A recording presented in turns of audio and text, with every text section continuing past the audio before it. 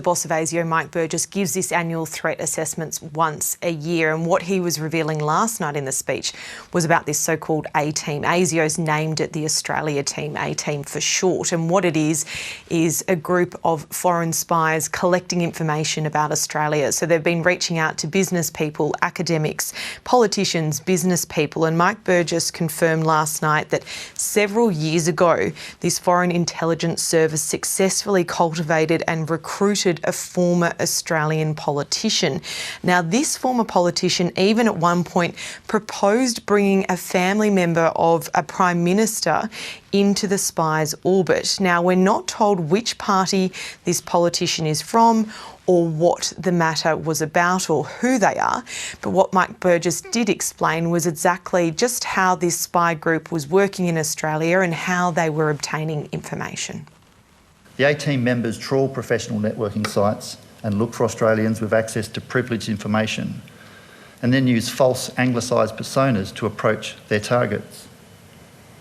Some of the names they adopt include Sophie, Amy, Ben and Eric, but the team can and does use others.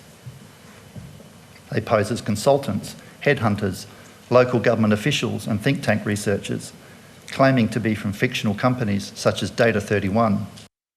Well, the former Treasurer Joe Hockey wants this former politician to be named. How has the government responded this morning, Steffi?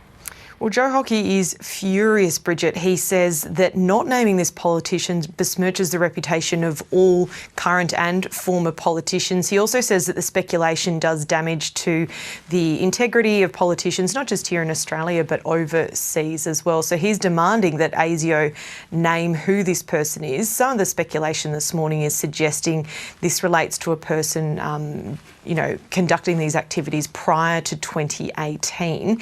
Defence Minister Richard Marles has been speaking this morning. He's been asked specifically about Joe Hockey's demands, but he says he respects the decision of ASIO because there would be a number of reasons, to which we don't understand why, because it's all top secret, as to why this person hasn't been named.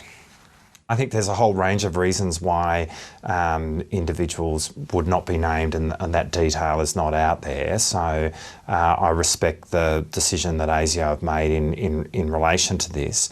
Again, I think what we take from this is just the threat that exists and the importance for all of us who are involved in what we do, but not just politicians, as I say, everyone involved in public administration.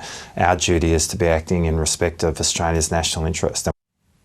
And Bridget, another emerging threat that the ASIO boss detailed last night was the potential for Australian critical infrastructure to be sabotaged. Mike Burgess explaining that foreign governments, through their spies, are sort of taking a look at our transport, our water infrastructure, our communications, because obviously if any of that critical infrastructure goes down, it can cause havoc here locally.